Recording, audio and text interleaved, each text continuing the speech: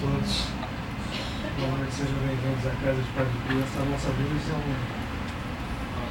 eu vou repetir isso aqui todas as vezes. Oi? Vamos ver o que a gente faz aqui. Esse choque luminoso, né? Porque a gente ainda está muito na treva. Quando tem a luz, a gente se assusta. Então, boa noite a todos, sejam muito bem-vindos, todos que estão na Casa de Padre Pio pela primeira vez, aqueles que voltam. Especialmente de primeira vez, sejam muito bem-vindos. Os que estão de retorno, os de sempre. Vamos trabalhar. Eu ótimo.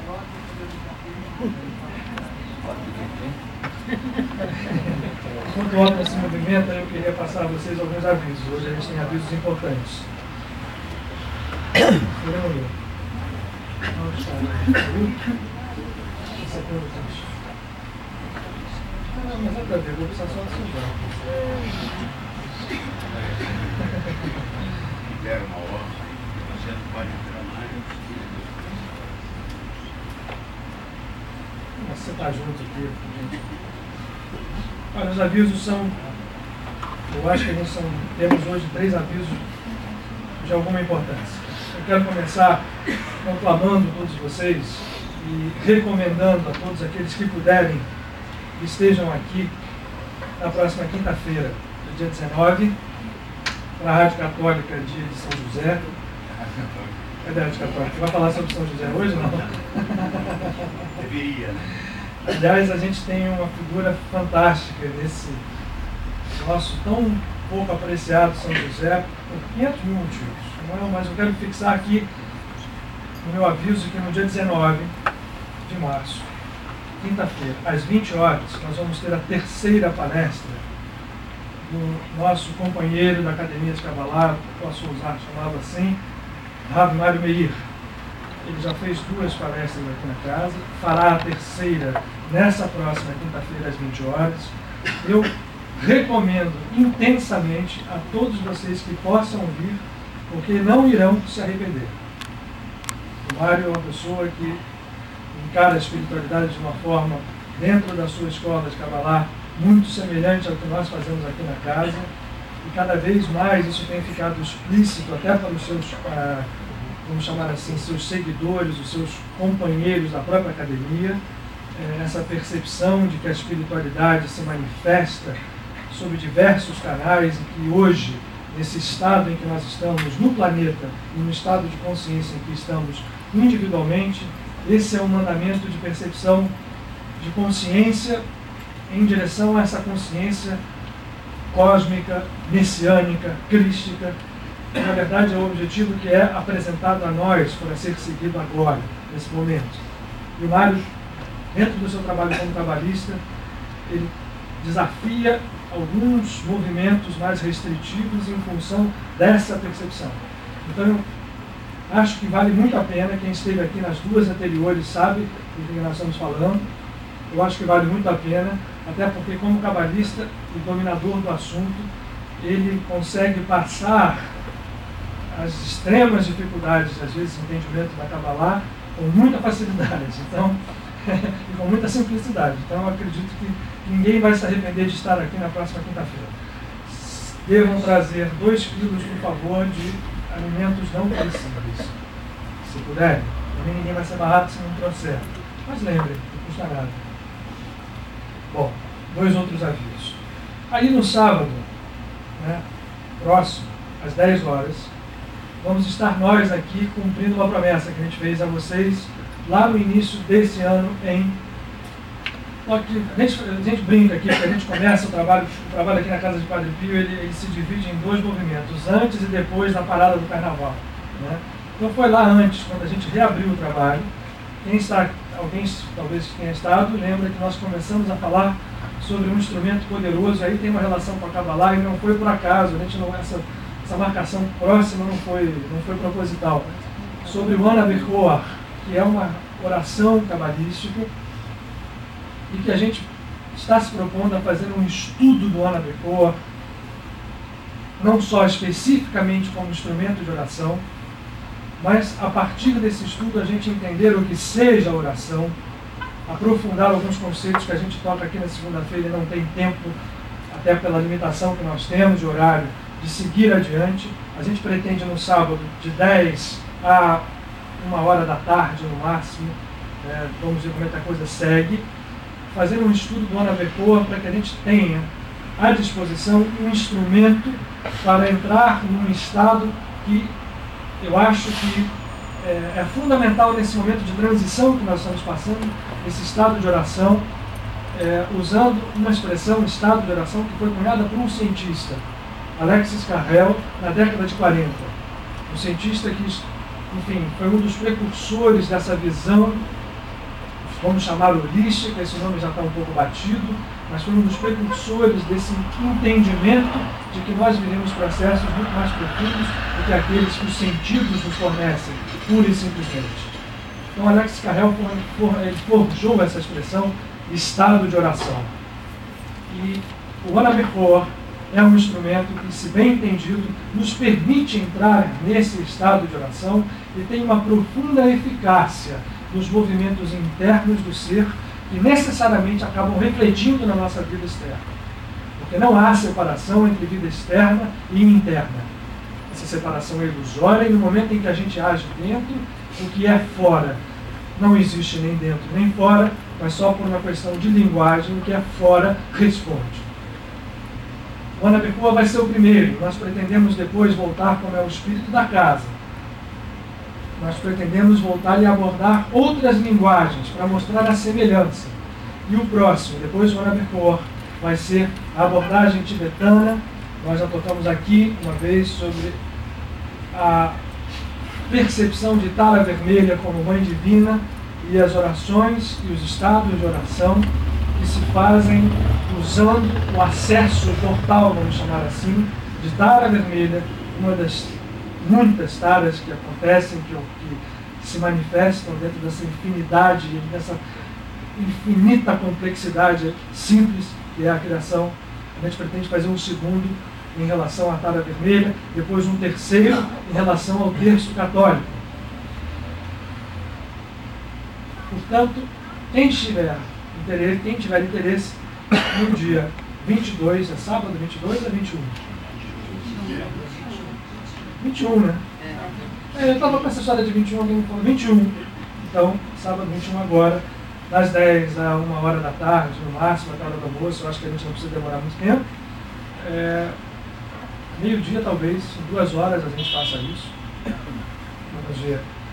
Falar, não só falar, dar o instrumento do Ana Becoa como um instrumento de acesso a essa natureza divina que existe em nós e a forma de entrar em estado de oração. Terceiro aviso. Desculpem, a gente está se estendendo bastante aos avisos, mas os avisos hoje são parte da conversa. Nós vamos fazer um encontro da Casa de Padre Pio. Depois de... Hoje o Michael estava nos mostrando lá, sacou umas fotos. Foi em julho de 2000. Tem tempo, né? 9 anos. Nós estivemos em junho de 2000, 80 companheiros da casa, estivemos em Mendes, num local que é fantástico, que é o colégio, como é o nome? É o Centro Marista de Mendes, que eles usam, eles fazem esse tipo de atividade, cedendo para vários grupos, e a gente esteve lá em 2000. Nós vamos estar novamente, a gente pretende que seja a data dia 29, 30 e 31 de maio, num encontro da casa e daquelas pessoas que queiram. Nós vamos abrir isso, dando preferência às pessoas que têm uma vivência mais próxima da casa, mas o número de pessoas, se houver um interesse maior, a gente vai admitir companheiros que queiram estar conosco, porque vai ser um trabalho de natureza espiritual em 3 dias, sexta-feira da parte da final da tarde até a noite, sábado o dia inteiro e domingo até o iníciozinho da tarde, quando a gente volta.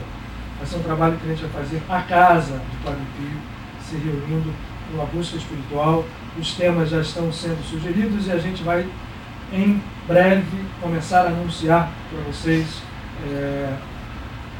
o programa e tudo mais. A gente ainda tem uma certa distância, né? É no final do mês de maio, mas já fiquem todos sabendo, aqueles que tiverem interesse podem buscar lá com o Leslie, com o Michael e com a Cláudia, deixar o seu nome de interesse para que a gente possa depois ver o número de pessoas.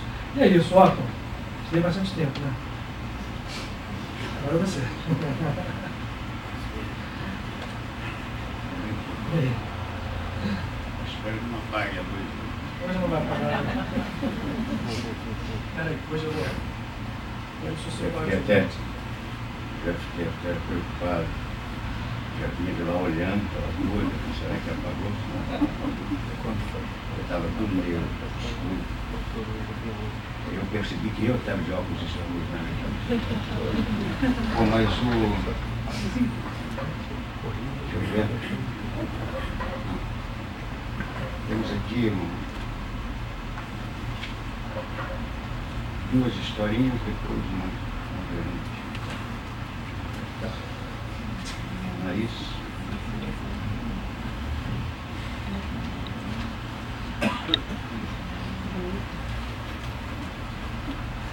O Papa é o chefe da Igreja Católica Romana, sucessor do apóstolo Pedro. O Papa e a superiora. A irmã encarregada da portaria teve um ataque cardíaco. Lá fora, diante do portão, estava o Papa em pessoa, esperando pacientemente após haver tocado a campainha. João 23 queria visitar um sacerdote doente no Hospital do Espírito Santo, em Roma. A irmã apertou o botão para abrir a porta e deixá-lo entrar e correu a avisar a sua superiora. Esta veio correndo, muito agitada. Nunca naquele hospital havia recebido visita tão importante.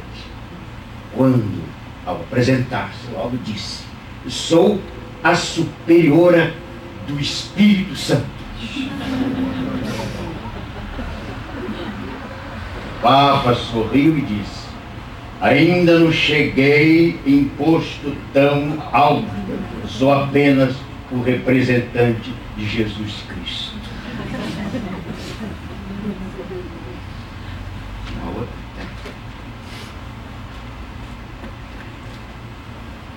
Nasruddin, o mestre louco do sufismo, tinha um búfalo.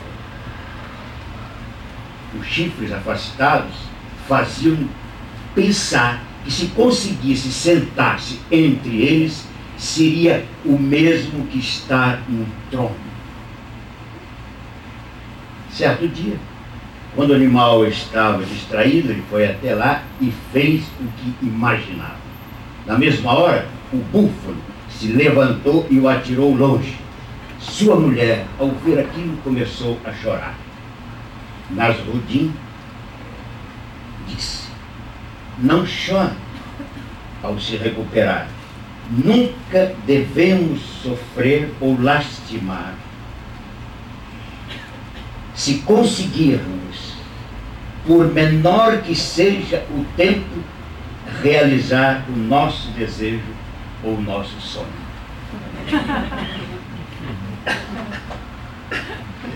Esse homem é maravilhoso. Bom, agora vamos ver se eu acerto aqui. Conta a tradição que na Índia antiga existia um guru que costumava se reunir com seus superiores para orar e também para ajudar os mais necessitados que os procuravam. Assim procediam em todas as suas reuniões. Ocorre que o guru tinha um gato. Assim, sempre que todos se reuniam, o gato começava a se enroscar nas pernas dos que ali estavam presentes, perturbando a concentração. Diante do problema, o guru decidiu amarrar o gato numa árvore. Dessa maneira, sempre que se reiniciavam as orações, amarrava o gato na árvore. Passou-se o tempo, morreu o guru. Assume um outro em seu lugar e continuava o gato amarrado na árvore. Morreu o gato. Como já estavam acostumados a se concentrar com o gato amarrado na árvore, preocuparam-se em arranjar outro. Passou-se o tempo, morreu o gato, arranjaram outro gato, morreu o guru, lá estava o gato que continuava amarrado. Muitos anos depois, essa seita estava discutindo somente os temas referentes ao tipo do gato sagrado que deveria estar amarrado na árvore, que a corda sagrada com o qual deveriam amarrar o gato, a raça do gato sagrado e em qual tipo de árvore sagrada se deveria amarrar o gato sagrado e etc, etc, etc. Ou seja, tinham confundido completamente o essencial com o necessário. Muito bem, já acabou o tempo? Não, eu sou.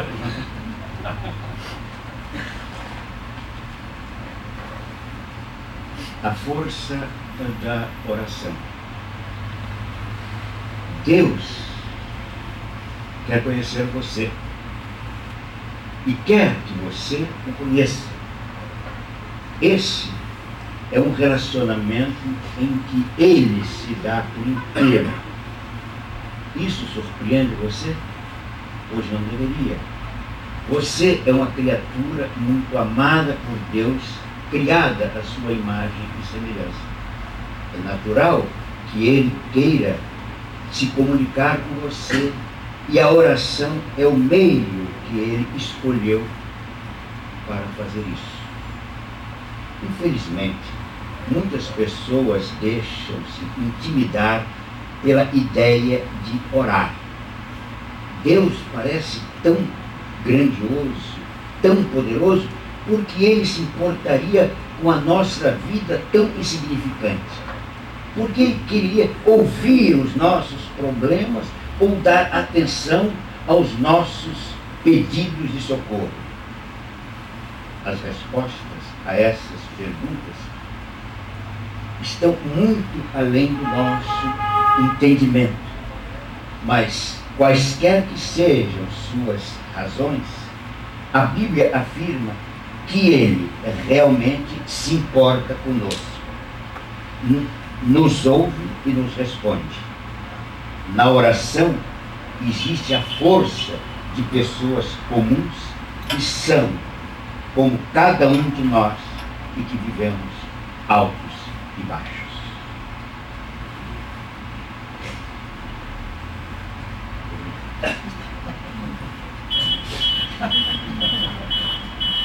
Isso até amanhã tem um significado especial. Eu não vou poder me importar dar um terceiro aviso, aliás, um quarto aviso. Eu queria que nós todos pudéssemos continuar intensamente, nós já falamos aqui, algumas semanas atrás, a visualizar, a vibrar no movimento em direção a um objetivo para a nossa casa, mas que transcende muito a nossa casa, é muito importante, que é a materialização no mais curto espaço de tempo do filme Nosso Lar. O Otton falou até amanhã, porque amanhã nós temos um momento interessante, né, que vai ser vivido por aqueles que já foram escolhidos como atores, como é o caso do Otton, a participar do filme. E a pré-produção já vai em estado adiantado. E eu gostaria muito, e isso é muito importante, na verdade, é mais importante do que vocês possam imaginar, que aqueles que se sentirem sensibilizados possam entrar dentro desse processo, dessa corrente, visualizando o filme, porque esse filme realmente ele transcende mesmo ao fato de ser feito por A, B ou C, de nós estarmos participando, ele transcende muito a qualquer processo individual.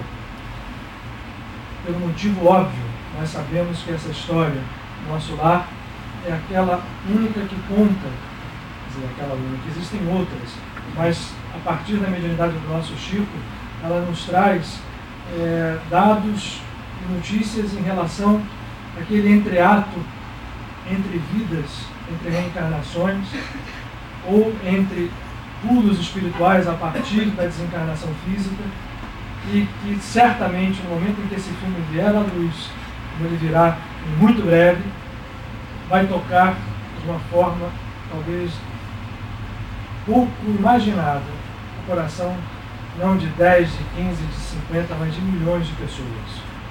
Então a importância transcende muito a qualquer enfoque que a gente dê individual, seja ele como uma produção. Nós temos, para vocês terem ideia, associado a esse filme, a Fox Filmes do Brasil, que será coprodutora e distribuidora. Esse filme está baseado em uma opção de processos que a gente vai vendo quem participa dele, né? E existe algo superior tocando, como também existe algo superior, vamos chamar assim, em homenagem aos nossos amigos, também não querendo que ele siga, né? Então, nesse embate diário, a gente vê que o processo é de natureza superior mesmo e vai acontecer. Eu queria que todos lembrassem disso. O Otton foi convidado e aceitou, para a nossa alegria, né, estar presente, será um dos atores que vai... Não vou contar nada para a gente não chega, já falei demais, né? O segredo faz parte da alma do negócio e só vamos visualizar o filme e trabalhar para que ele surja o mais rápido possível. Tudo bem. Vamos ao nosso material de trabalho. Eu deixei, sei quem viu aqui, eu fui encher o copo de água e fiquei. A única consolação é o Salmo 23.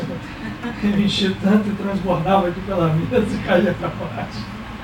Então que o nosso cálice transborde nessa noite. Quem olhou o livro dos avisos, olhou.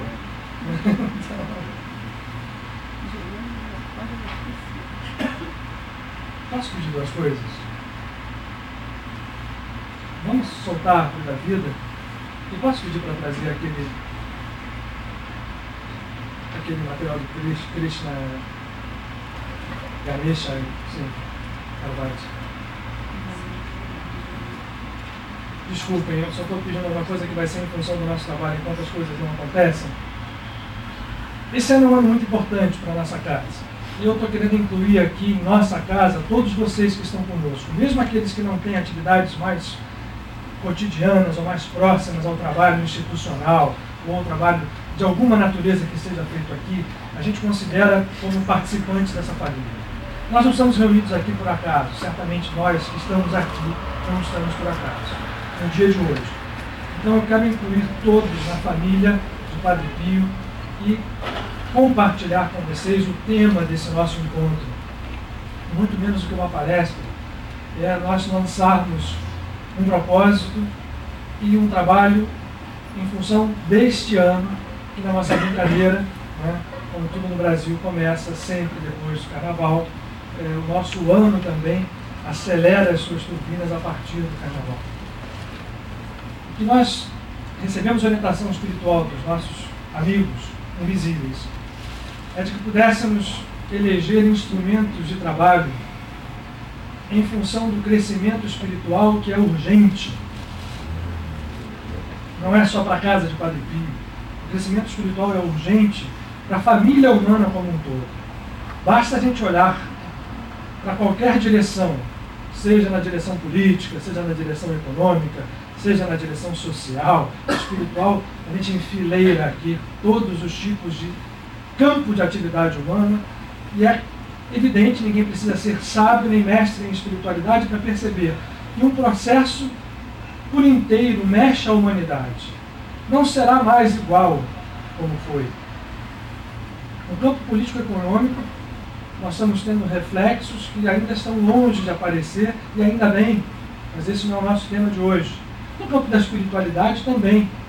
Nós vimos aqui o Otton ler uma passagem do Papa João 23. Que espírito foi João 23? Que missão, que trabalho, que luta dentro da Igreja Católica.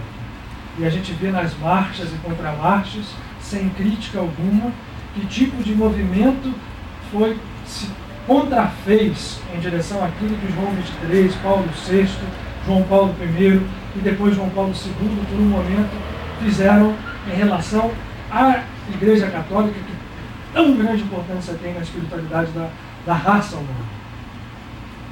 A gente viu que os movimentos espirituais hoje se entrecruzam.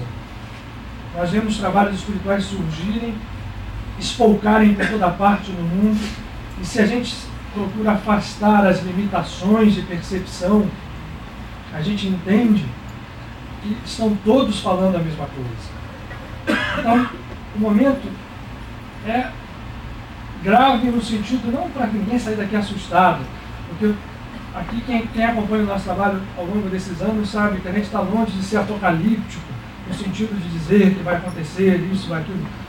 Essa data e esse processo não está marcado. Não existe marcação de processos. Existe um processo em ocorrência e as datas e o que vai acontecer, ninguém sabe o que vai acontecer, até porque não está determinado. Nós vamos aprendendo dia a dia, talvez de forma dura, que nós somos os determinantes dessa história toda.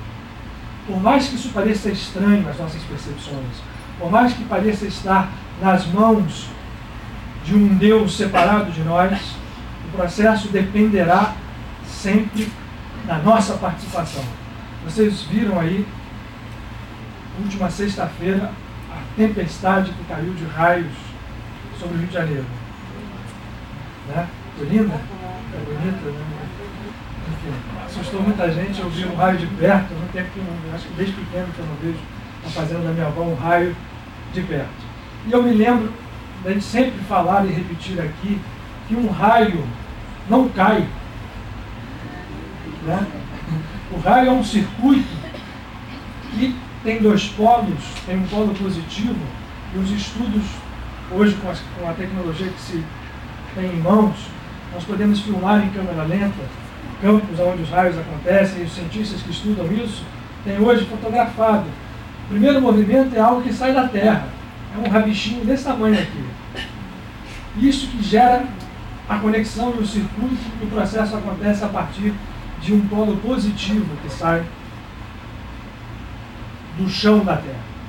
A gente viu essa tempestade, a foto acontecer, e me lembrou muito, talvez, esse movimento, né? Eu nunca vi uma tempestade dessa no Rio de Janeiro. No Rio não, já vi fora do Rio, mas com raios dessa natureza. Eu estava andando na linha amarela e vi um raio fazer a volta no céu assim, ó. Fazer um laço e voltar. Eu nunca vi isso aqui. Né? Independente do fato em si, aquilo mexeu, já estava em função de a gente falar dos movimentos que a gente precisa fazer espiritualmente, que a gente precisa acompanhar essa onda. Não dá para ficar parado. E a ideia hoje aqui é a gente lançar para casa, por isso eu estou incluindo todo mundo dentro da família, desculpem, de Padre Pio, lançar para casa um instrumento de trabalho. E a gente escolheu um salmo. E aí vocês vão achar estranho, porque eu de repente pedi um esforço se descer lá embaixo para trazer o casal sagrado, né? Shiva, Ganesha e Parvati. Né? O Shakti, como eles querem chamar. E aí pedi para baixar também a árvore da vida. Do outro lado. Um samba.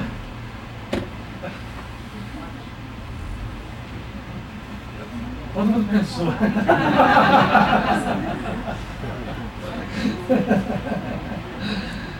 Espiritual, nada disso. Muito a ver, eu acho que eu quero ser feliz para que a gente consiga. Nós elegemos um salmo como o salmo do ano de trabalho para a nossa casa de Padre Pio. O que eu quero hoje fazer é apresentar a vocês esse salmo e nós tentarmos em conjunto entendermos o que seja um salmo em termos espirituais. E como esse processo, estamos falando de um salmo, como podemos estar falando de um mantra, como podemos estar falando de um yantra, de um instrumento, de uma linguagem, em termos modernos, de um programa que nos permita entrar em acesso a energias, a estados espirituais que reflitam sobre a nossa vida.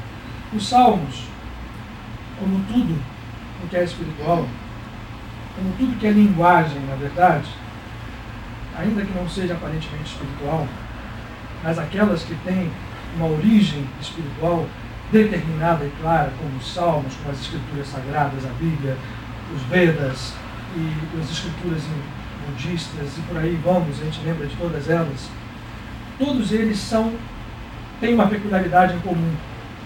Eles nos são apresentados como códigos.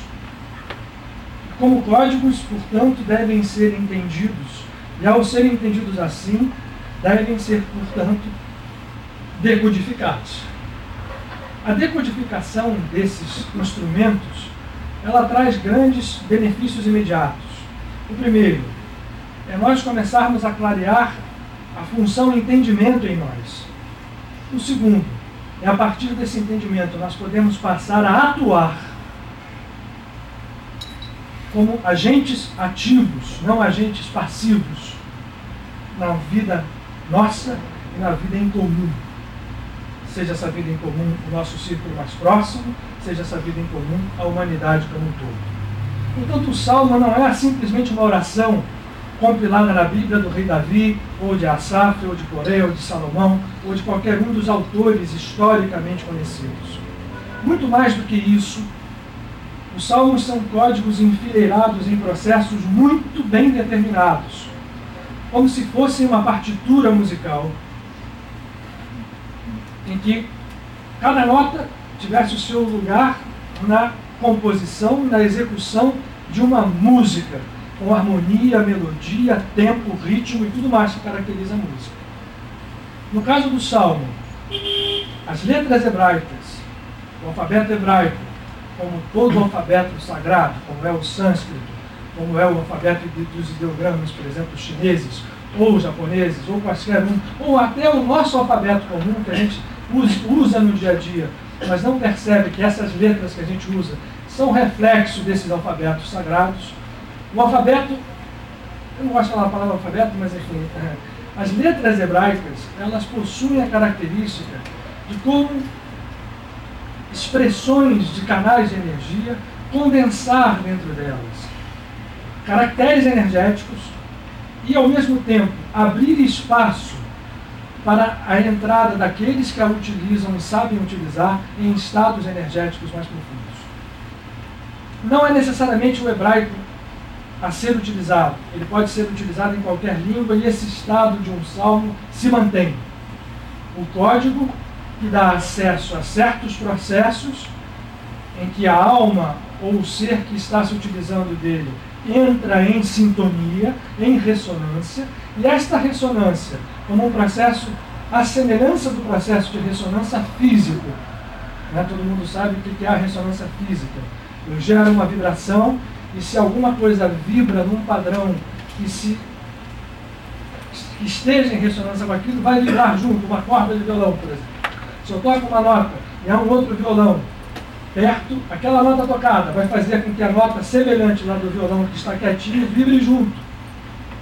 Esse estado de ressonância espiritual faz entrar em função um jogo de forças. Esse jogo de forças é utilizado por nós, ou eu diria assim, melhor dizendo, ele é utilizado sem que nós saibamos. Nós estamos fazendo esse jogo de forças o tempo inteiro. Nosso pensamento gera campos, gera processos de sintonia, só que nós não controlamos esse estado, nós reagimos, no maior das vezes, às coisas que vêm, e essas reações são sempre intemperadas, não estão sob o comando da nossa consciência, estão sob o comando das nossas reações purissíveis. Isso faz com que as nossas vidas se apresentem, no maior das vezes, muito mais como um estado de caos, em que somos comandados por um destino, do que um estado em que a ordem pode ser controlada por nós. É bom ressaltar ali que nós não estamos buscando um controle de ordem, de natureza vinculada ao ego. O ego é um belo serviçal, como diz Bhagavan Krishna, é um mau senhor. Ele precisa se submeter ao eu sem se desintegrar, não existe desintegração, mas submetido ao eu, ele é um belo serviçal. Esse estado de rompimento do caos não é, pois, vinculado ao ego.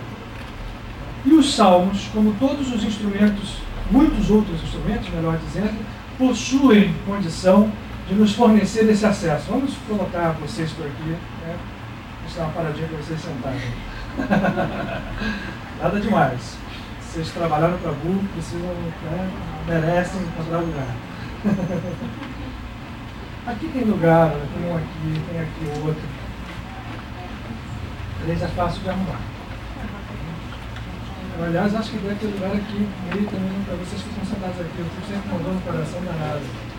Vocês que estão sentados para fazer sacrifício. Muito bem. Feita essa introdução razoavelmente longa, mas o nosso encontro não será, nós vamos ao salmo que foi eleito. E tentar agora, nesse breve espaço de tempo, dizer por que ele foi eleito e trabalhar no próprio salmo, buscando mostrar para vocês não só por que ele foi eleito, como ele foi e o que nós podemos tirar desse código em relação a nós pessoalmente. O que esse salmo escolhido para casa? Ele vai ter uma função imediata e percebida individualmente, não pode ser diferente. Não há como separar o individual do coletivo. Essas separações são circunstanciais. Então, no momento em que a gente entende que trabalhar internamente, fazer surgir luz dentro de nós, significa trabalho coletivo, eu estou avançando no meu estado de consciência. Então, o que nós vamos fazer aqui é buscar o trabalho individual, sabendo que isso reflete no coletivo. E imediatamente há uma percepção, e esse salmo vai mostrar com muita clareza, que ele também se volta para o trabalho coletivo a que a casa se propõe. Vocês vão ver certamente, mas eu vou falar sobre isso quando a gente estiver lendo. Suspense. são muitos salmos, e como sempre, as traduções para português variam. A gente vai buscar, você trouxe o livro aqui, não trouxe? Eu queria ter os dois irmãos para que a gente possa entrar. Nós vamos falar com vocês em português, ninguém se assuste que a gente não vai usar o hebraico hoje. Esse é um cântico de ascensão. Vou estragar seu livro. Você segura para mim? Oi? O salmo é um salmo 132. Na Bíblia hebraica, na Bíblia católica, nas Bíblias evangélicas é o mesmo número. Nas Bíblias católicas ele desce um número. Então na Bíblia católica ele é o 131. Quem tiver em casa Bíblias editadas pela Paulinas e por outras, vão ver lá e vão encontrar esse salmo sob o número 31. 131, desculpa. Vocês estão atentos, então tá bom. Mas aqui para nós ele é o 132, ele é um cântico de ascensão, é um Shir Lamalot e cântico de subidas. Já começa pelo nome. É um cântico de subida. Então significa que nós estamos buscando isso mesmo, subir o nosso raio positivo. Esses salmos todos são enfileirados desde o 121 ao 133. São cânticos de subida, como degraus, que vão ascendendo em direção a estados de consciência superior. Esse é o primeiro código. Por que eu baixei a árvore da vida e não se assustem aqueles que nunca ouviram falar de Kabbalah? Porque nós vamos nos referir o tempo inteiro a uma pessoa física. Esse é um salmo de Davi. Mas nós estamos começando esse salmo com a seguinte assertiva. Nós vamos tirar de cena, por um momento, a figura histórica do rei Davi. Por um pequeno momento. Porque nós vamos voltar com a figura histórica num segundo seguinte. Por quê? Aí eu vou precisar de me valer da árvore da vida rapidamente. Essa representação da árvore da vida, certamente todos vocês já viram em algum lugar. Para alguém aqui, são algo espacial que nunca viu. Tem 2 pessoas, então 3, 4. Não se assustem, por favor. Para vocês, então, esse diagrama, que nós não vamos trabalhar sobre ele, eu só estou interessado aqui, ó. É o que não aparece para vocês? Então vamos, Silvano, me ajuda a puxar isso aqui. Vou dobrar aqui. Vocês estão vendo? Deixa eu segurar aqui. Vocês estão vendo essa bola azul escrito ACA aqui? Né? E aqui escrito Nefesh. Tudo bem. Deu para ver quem está aí atrás? Todo mundo vê? Eu vou baixar, a gente não vai ficar deixar a semana de castigo aqui o tempo inteiro. Eu vou usar 5 minutos sem explicar, porque eu estou interessado aqui. Vocês vão perceber rapidamente por quê. Pode soltar. Esse diagrama ele é muito nitidamente algo que tem uma sequência. Essa sequência não é apenas descendente, é uma sequência em biunivocidade. Ela sobe e desce, ela desce e sobe. Isso aqui é uma representação, simplesmente uma representação daquilo que se imagina dentro da escola cabalística que seja o processo que o inominável, aquele para o qual o pensamento, para a qual a linguagem, para a qual a definição nenhuma tem lugar, e a gente não pode nem chamá-lo de Deus, fez surgir a sua criação. Esse processo, ele se deriva de algo inominável e depois de algo sempre cada vez menos sutil, do mais sutil ao menos sutil. Por que eu estou interessado só nessa parte de baixo azul aqui que eu levantei e mostrei para vocês? Porque ele termina exatamente num determinado grau, que é o 10º grau descendente, chamado reino de Asiá, ou reino da Nefesh, que nós podemos associar ao mundo, onde nós chamamos ao universo, melhor dizendo, para o mundo não ficar linkado somente ao planeta Terra, mas ao universo físico, entre outras coisas, porque não é só ao universo físico, mas o universo físico, tal como nós o conhecemos, com seus trilhões de galáxias, que por sua vez possuem cada uma delas bilhões de estrelas, está localizado aqui, nesse ponto azul que vocês atrás aí viram como surge. Quem pode ver, continua vendo. Olha, no jogo de símbolos da Kabbalah, e por isso eu pus aqui Shiva e pus Ganesha, ninguém acredita que os hindus sejam panteístas. Nós estamos falando de aspectos da criação, da divindade, e Shiva, quando aparece como um dos membros da Trindade hindu, é simplesmente um ângulo da manifestação da divindade. E ninguém está mais ligado à natureza humana do que o Shiva. Shiva, o destruidor, o que dança permanentemente, fazendo o cosmos se movimentar. O senhor da yoga é aquele que puxa o que está embaixo e faz ascender. Portanto, e por isso ele tem a cobra enrolada na sua cabeça, pois ele puxou a cobra. O estado de energia repousa, está enrolado ou depositado na Kundalini, ou no chakra básico, e fez ascender. Desce o pano aqui no Shiva. Vamos voltar para lá. No reino de Asiá, ou no reino físico, nessa descendência, está posicionado sempre a emanação da divindade. A divindade não se divide. A visão hebreia é uma visão extremamente forte na unicidade de Deus. Então, para os cabalistas, nós não estamos falando em diversos deuses, estamos falando de uma manifestação única, como também falam os Vedas. Mas como ali tem mais figura humana, a gente às vezes corre o risco de achar que eles são panteístas. Né? Não são. Mas em Asiá, esse mundo físico foi vinculado uma personalidade humana, como foi para cada uma das emanações. Cada uma delas, na Bíblia hebraica, na história, na Torá, é vinculada a uma personalidade. E esta última, que representa o mundo físico, está vinculada exatamente ao rei Davi. Por que razão que a figura histórica do rei Davi, todo mundo conhece a história do rei Davi, né? Todo mundo sabe que Davi lutou contra Golias. Eu acho que todos vocês têm, alguns já viram filmes de Hollywood sobre Davi, foram feitos demais filmes, né? Desde a época lá do Gregory Peck ao Richard Gere. Davi foi representado por vários atores de Hollywood, né?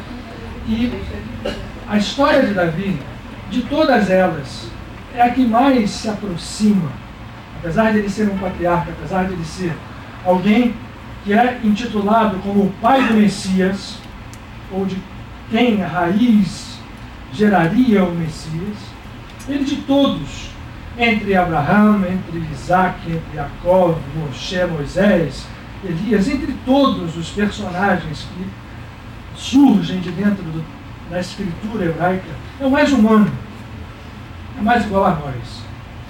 É aquele que cai, é aquele que tem raiva, é aquele que pega depois que tem o affair com Batseba, né? Todo mundo sabe que é a mulher de Urias, e que ela engravida, ele pega Urias e manda colocar no campo de batalha mais terrível para que ele pudesse morrer.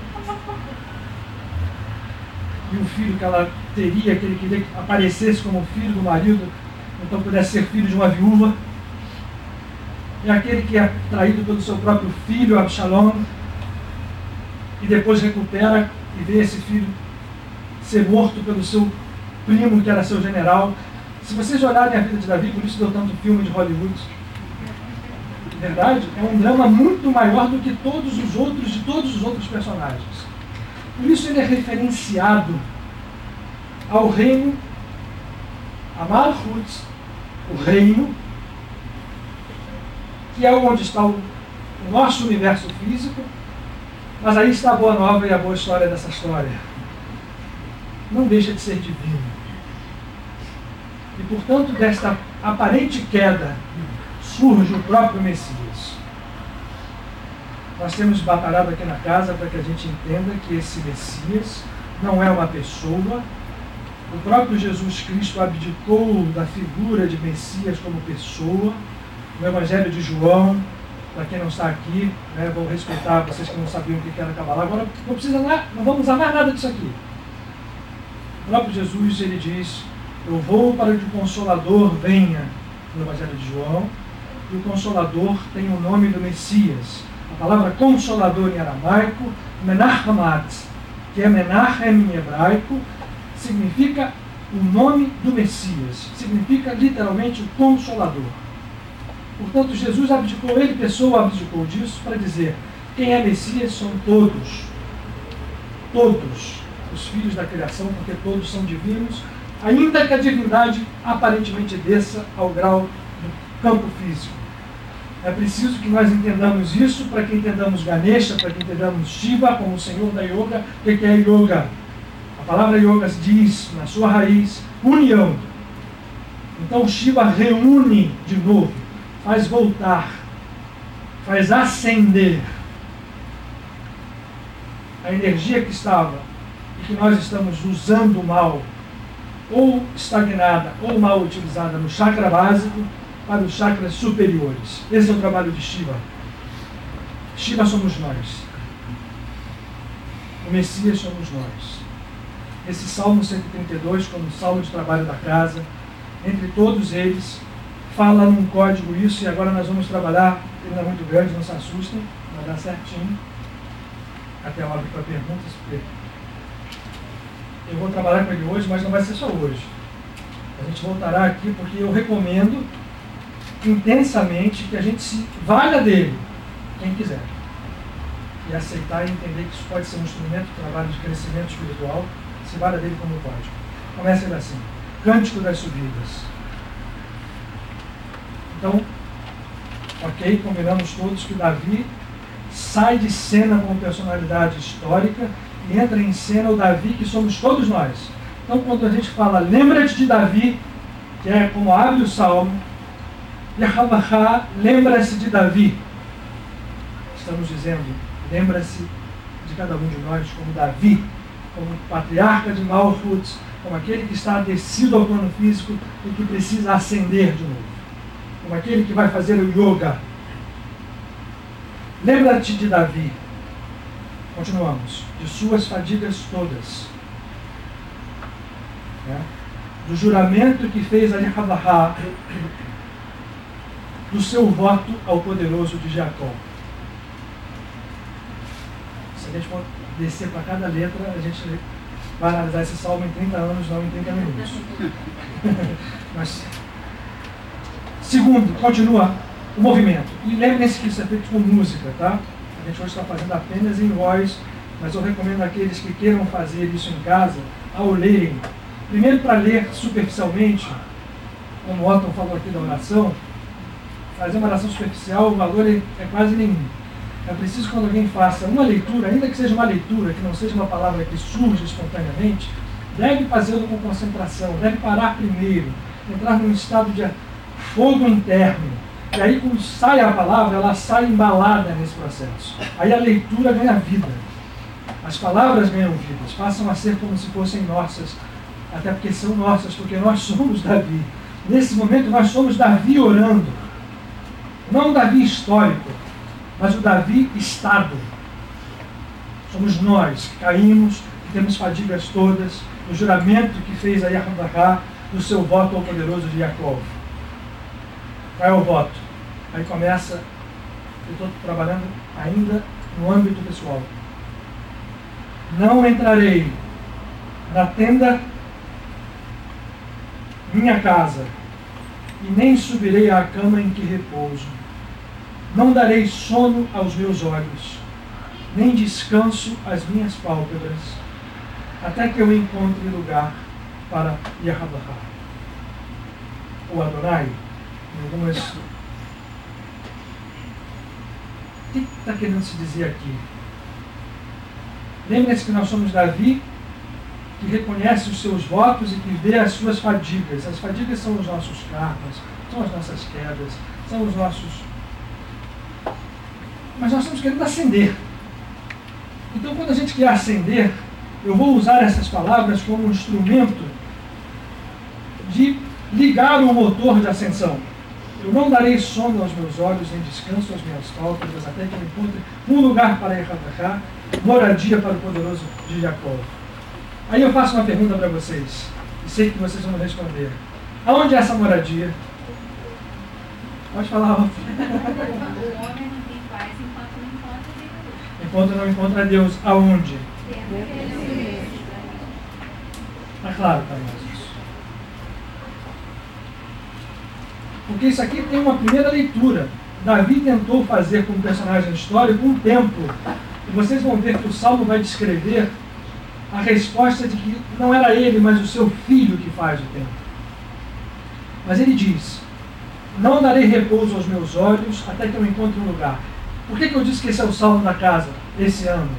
Porque nós não vamos dar repouso aos nossos olhos. Nós vamos dar sono à nossa busca até que a gente encontre o lugar para o poderoso Jacó. A presença divina é aonde? Em nós mesmos.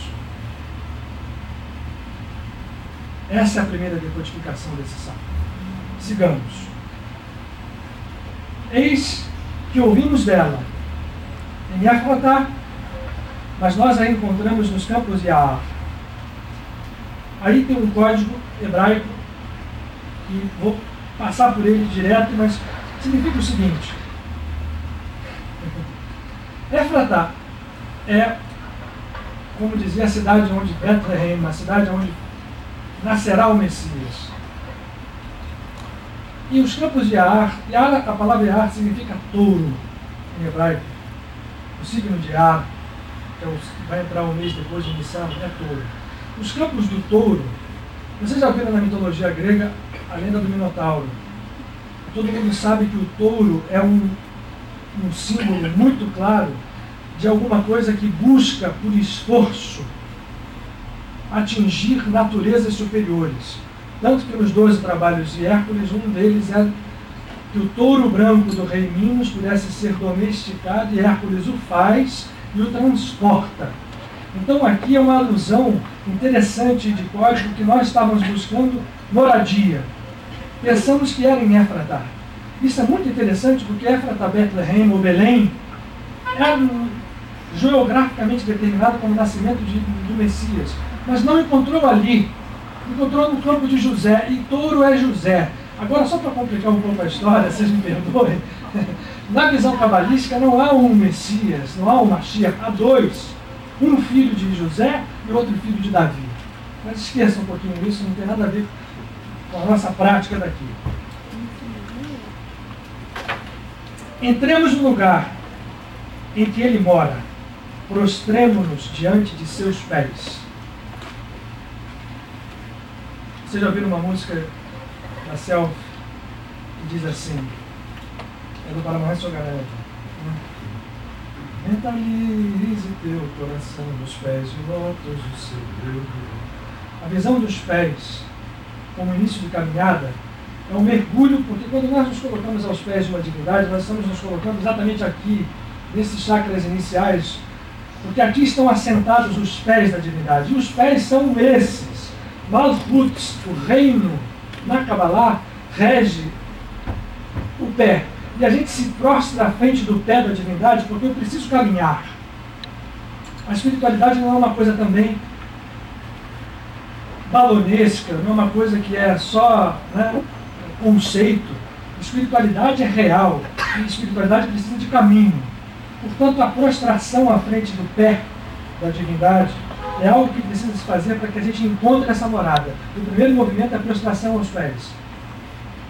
E aí vem o mais interessante desse salmo, que é algo de quando a gente imagina esse Deus lá fora, que vai ouvir a prece ou não vai, que é alguém que está completamente desligado da sua criação, julgando entre bons e maus, determinando que aquele vai sofrer, que aquele vai deixar. Vejam essa frase. Levanta-te, Yahavahá. Ergue-te, em outras traduções. Yahavahá. Ergue-te para o teu repouso e vem para a tua arca de força. Como é que está aí, hein? Eu não gosto mais dessa daqui, em português. Aqui diz assim: ergue-te, ó Eterno, e venha ao teu lugar de repouso, tu e a arca da tua glória. E depois eu vou fazer uma tradução em português, somando as que nós temos, para fazer uma na casa, para disponibilizar para vocês. Olha só que coisa profunda que está posta aqui. Erguer a divindade é erguer a força divina que está dentro de nós. Nós não estamos falando com um Deus exterior. Nós não estamos falando com um Deus num trono. Nós estamos falando com uma presença que está morta, entre 1000 aspas, porque jamais morreu, mas como morta fosse dentro de nós, e que precisa erguer o raio positivo que eu lanço para que o negativo venha e monte o circuito. Então, ergue-te, Yahavahá. Eu estou falando como Malchut, por isso Davi está posto aqui. Nós, com as nossas fadigas, com as nossas quedas, estamos lançando o nosso brado ao mais alto, porque o mais alto e o mais embaixo são uma e só coisa, a mesma coisa. Tu e a arca de tua glória, ou de tua força, ou de teu poder. O que é a arca? A arca, historicamente, foi algo determinado a Moshe, feito com madeira de acácia, onde repousariam ali os pronunciamentos de Deus, o maná e alguns outros artefatos que foram trazidos, as pedras que foram materializadas para Moshe. E a arca nada mais é do que um veículo. Então nós estamos querendo a presença e a arca, porque voltamos à história dos pés. Eu quero estar integrado, eu não quero apenas a presença para figurar dentro de mim como alguma coisa iluminada e isso não se refletir no mundo da ação. A arca, que era poderosa a tal ponto que quem encostasse nela morria, e os relatos da Bíblia falam seguidamente de pessoas que encostavam na arca sem poder encostar, e essas pessoas morriam. Isso é um símbolo para mostrar que esse veículo de força tem que vir junto, porque a arca trazia poder. Com essa arca, por exemplo, Josué fez as voltas em torno de Jericó e com a toque das trombetas as muralhas caíram. A arca era um instrumento de poder. Então a gente quer a presença e a arca, o veículo. Em Shiva, isso está aqui, nesse aqui, onde é que está o tridente de Shiva? Essa é a arca, é o instrumento de poder.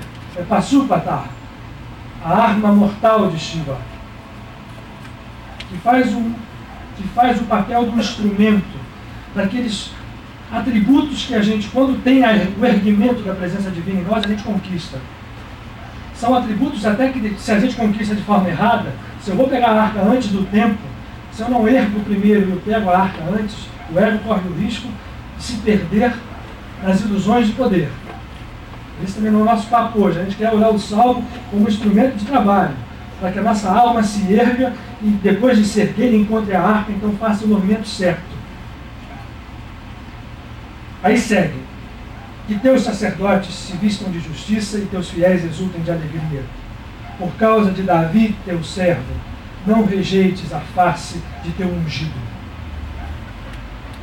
Então, no primeiro momento, esse é um salmo que fala do Messias externo, mas nós estamos trabalhando para dizer: por causa de nós, Davi, o ego, não rejeites a face de teu ungido, que é a natureza divina em nós. O ungido ou o Messias é esta consciência que nós precisamos apresentar face a face à divindade. Então, isso aqui é um código, ok, gente? Eu estou trabalhando. Quando a gente fala isso, nós estamos movimentando a força, e quando a gente vai repetindo isso, no primeiro momento pode não fazer sentido, ou pode fazer só o sentido superficial. Mas quando a gente vai trabalhando sobre ele, isso vai se incorporando lá dentro, a gente vai fazendo um yoga interno e o ungido vai aparecendo, porque Davi está pedindo. Quem é Davi? Novamente, somos todos nós. Aí ele continua: Yahvah jurou a Davi uma verdade e jamais desmentirá. Aí é um desafio que nós, ego, fazemos à nossa própria natureza divina. Nós somos seres divinos e, portanto, a verdade será um dia realidade em cada um de nós, ainda que isso demore milhares de reencarnações ou demore um só segundo. O tempo não existe e será no tempo em que nós determinarmos esse soerguimento. Mas esse juramento existe e não haverá desmentido para ele. Um fruto de teu ventre eu porei em teu trono. Novamente, a gente é puxado para as coisas históricas e nós estamos saindo delas. Como é que uma pessoa, um homem, Davi era homem.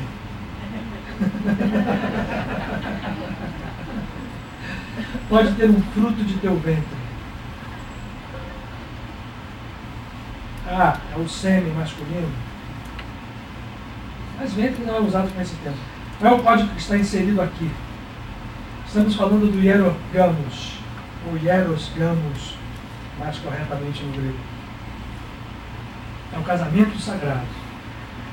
É a alma feminina que, para todos nós, no momento que eu lanço alguma coisa para fazer o circuito, eu ajo como um polo. E nesse momento o meu polo, o polo da alma, o polo do reino, tanto que Malchut é feminino na Kabbalah, aqui entra em cena a consorte de Shiva, que são um só, o fruto de teu ventre, que é Ganesh, que é o que rompe todos os obstáculos, né? Para quem não está vendo aqui, a gente depois vai suspender. Deixa eu mudar agora, mas depois a gente mostra. Esse fruto vai atingir o trono. O que é isso? Quando o nosso polo feminino e o nosso polo masculino se fazem um, surge uma criação imediata, nesse momento, um filho divino, um ungido. Não é mais um filho do ego, que são os milhares de frutos que a gente vem lançando ao longo da nossa caminhada. Aqui no Bhagavad Gita, por exemplo, é simbolizado por Krishna para Arjuna como aqueles parentes que estão do outro lado do campo de batalha, que precisam ser trabalhados e precisam ser mortos, no sentido de que possam renascer. Nesse salmo é um pouco mais light a história, porque ele diz: eu porei o fruto de teu ventre no trono, e se teus filhos guardarem a minha aliança e o testemunho que lhes ensinei, também os filhos deles para sempre sentar-se-ão em teu trono. Então repare o seguinte: esse salmo, o poder que ele possui nos seus mais profundos graus de decodificação, ele nos fala de naturezas divinas muito superiores até do que aquela que nós estamos almejando agora. Nós agora queremos simplesmente realizar a nossa ascensão e a nossa yoga, a nossa união E a partir daí a história se conta por si mesma. Mas aqui já está posto o fato de que um Criador messiânico, ou seja, alguém que atinge a natureza crística, ele passa a ser, vão ler lá para Mahansa Yogananda para entender, ele passa a ser co-criador de outros universos. Swami Shri Yukteswar, eu custei a entender isso quando eu li a autobiografia de um yogi. Quando ele desencarna e volta materializado para contar a Yogananda onde ele estava, ele diz assim, de uma forma muito simples, como todo avatar diz: eu estou reencarnado no plano astral como salvador de um planeta. A primeira vez que eu vi isso, fez Chico Tesla, sai daqui, já vai lá para ser um salvador no planeta no plano astral. Hoje eu entendo que isso é plenamente possível, porque no momento em que essa ascensão se dá, os filhos dos nossos filhos, os nossos filhos e os filhos de nossos filhos sentarão no trono da unção. E o que é essa unção? A unção é o estado de consciência messiânica que está à disposição de cada um de nós, desde que essa coisa toda iniciou. Desde onde nós perdemos a ponta da história. Nós não estamos querendo saber de quando perdemos, nós estamos saber de quando nós estamos voltando. Isso é que nos interessa agora. Porque Yahweh escolheu Tzion, desejou-a como residência própria. E Tzion, novamente, é a nossa própria alma. Então, o nome deseja como residência Tzion e diz: ela é meu repouso para sempre, aí habitarei, pois eu a desejei. Mulher os gamos, então se dá.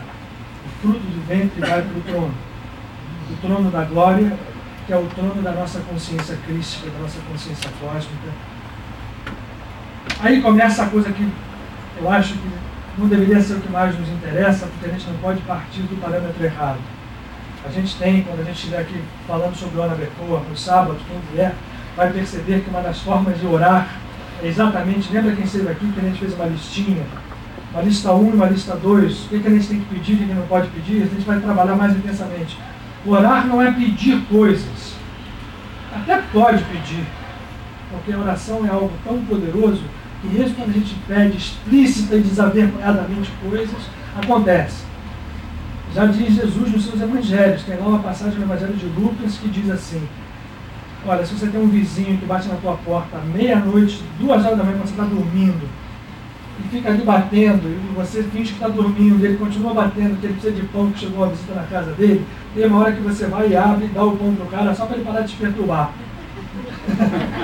Eu estou sendo, assim, eu estou trazendo a linguagem muito para baixo, mas isso está no Evangelho de Lucas.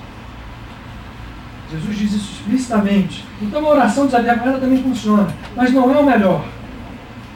O que a gente precisa é entender que orar significa tirar da frente o que a gente tem colocado para impedir de receber. E tirar da frente significa começar a entender que eu preciso compartilhar, eu preciso doar para receber também. Se eu amo incondicionalmente, eu começo a ver os reflexos disso na minha vida. E agora começam as coisas que podem ser lidas como instrumentos de trabalho na vida prática.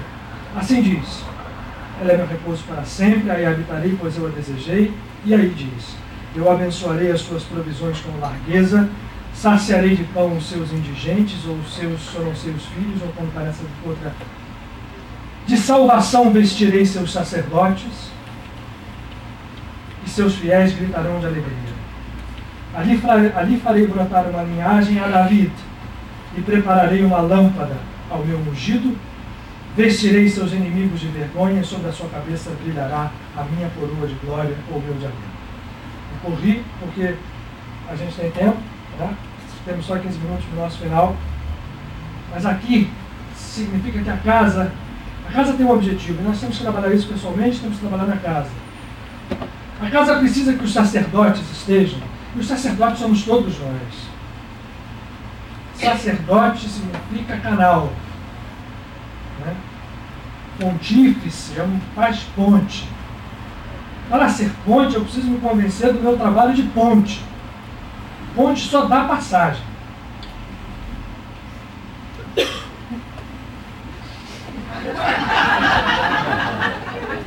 Não é isso? Mais nada. Ponte não determina nada. E aí, essa salvação virá e os fiéis gritarão de alegria. Os fiéis podem ser vistos, aí nós estamos rodando o código para uma visão mais superficial, que todos aqueles que pisem nessa casa, porque nós somos sacerdotes da nossa própria individualidade crística, encontrem um reino e uma porta por onde subir. Isso é gritar de alegria. Eu queria dizer que nós ainda estamos muito longe dessa meta, mas certamente a alcançaremos. E esse ano a proposta de trabalho é essa. E os inimigos são vestidos de vergonha, a cabeça dele é sobre um diadema. A gente sabe que Shiva, por isso eu trouxe ele para cá, age em cima dos inimigos. Então a gente não tem que ficar preocupado com inimigo nenhum, nem combater inimigo com a mesma arma. Volta a Jesus, não resistais ao mal. Por quê? Se eu resisto, eu estou entrando no mesmo padrão. Por que não tem guerra atômica? Por que ninguém joga uma bomba atômica em cima do outro? Porque sabe que vai devolver uma bomba igualzinha e acabou. Então quando vem alguém atacar o inimigo que vem, eu não posso vibrar com a mesma arma em cima dele, né? Vou devolver vibração, vou fazer aquilo, vou fazer isso. É uma bobagem. A vestimenta de vergonha vem como verso final desse salmo, porque ela mostra que a morada feita e realizada em Sion, que é a nossa alma, todo o processo acontece naturalmente, uma decorrência natural dessa lei. Shiva, essa arma, ele possui uma arma infalível. Na mitologia védica, mitologia, eu não gosto de usar essa palavra porque a gente tende a associá-la a inverdades ou a irrealidades. Ele tem uma arma chamada Pasupata, ou Pasupata, que no Mahabharata, na história, na pré-guerra da Batalha de Kurukshetra, Arjuna vai fazer um estágio nos Himalaias, antes de começar toda aquela história que está no Bhagavad Gita, para buscar, na verdade não é nem antes, eu estou me desculpando, é no preâmbulo da guerra. A guerra tem um movimento de parada, e ele vai aos Himalaias buscar Pasupata.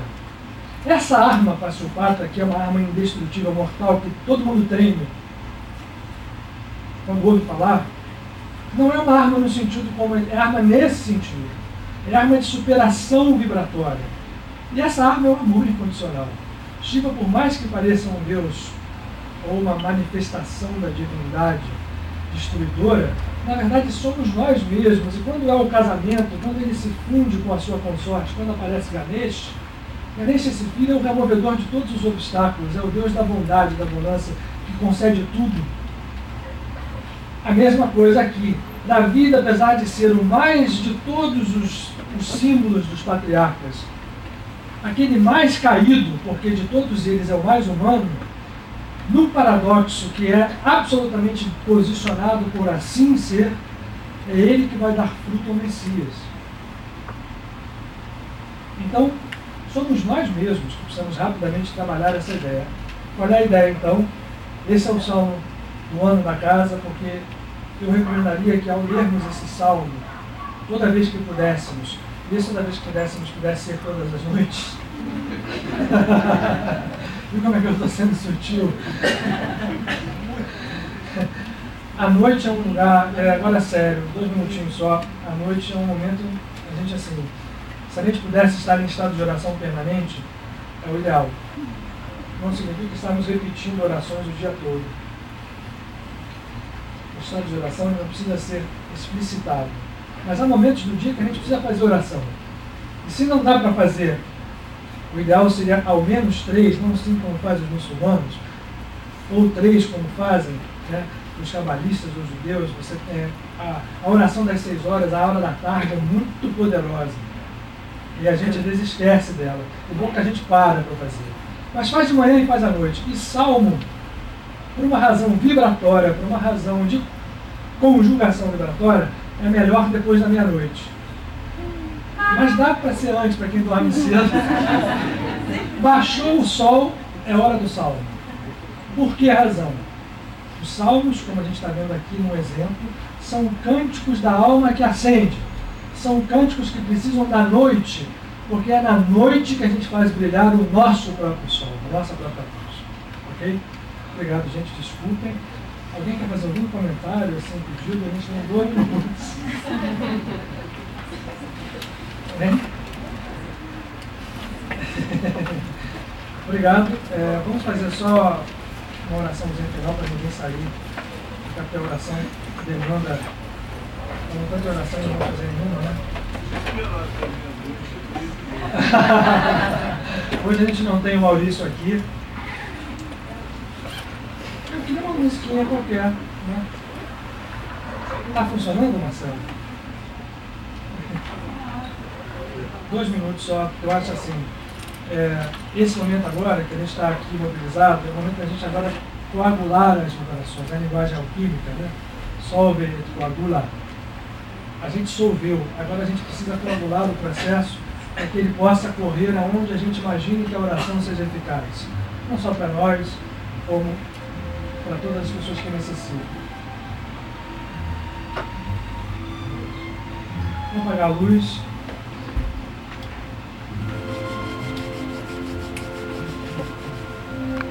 Não será certamente uma oração longa, vai ser curta. A gente precisa só nesse instante agradecer. Eu particularmente quero agradecer a paciência dos amigos espirituais, que me dizem tanto mais coisas do que aquilo que eu sou capaz de passar. Vocês não sabem. Quero fazer uma confissão a todos, como é frustrante tantas vezes quando termino, e que como fosse um disco toca na minha cabeça o que poderia ter sido. Mas eu espero que o que foi transcenda absolutamente o nosso ego, porque o ego está também, inclusive, nas percepções de pequenez. A grandeza verdadeira, ela passa por esse estado que nós todos estamos buscando em conjunto. Pois que nesse momento, nossa oração em conjunto acenda, mergulhe, para que tudo aquilo que em nosso coração seja um desejo, harmonizado com a realidade do Cristo em nós, da centelha cósmica em nós, isto possa tomar forma e surgir no mundo físico como bênção, como cura, como suprimento, como paz, como alegria, como solução, pelos caminhos de cada um de nós aqui está. Não sejamos de nenhuma forma, nesse instante, impedidos de tocar as fímbrias desse manto, de estar prostrados aos pés e de encontrar, Senhor, a Tua presença, a morada que Te preparamos. Que isso se reflita onde seja, e que inimigos não mais, porque a nossa visão será a Tua visão, a nossa voz será a Tua voz, a paz que vivemos será a Tua paz. Abençoa, Senhor, protege e ampara a cada um de nós, a todos aqueles a quem amamos e a humanidade inteira. Amém.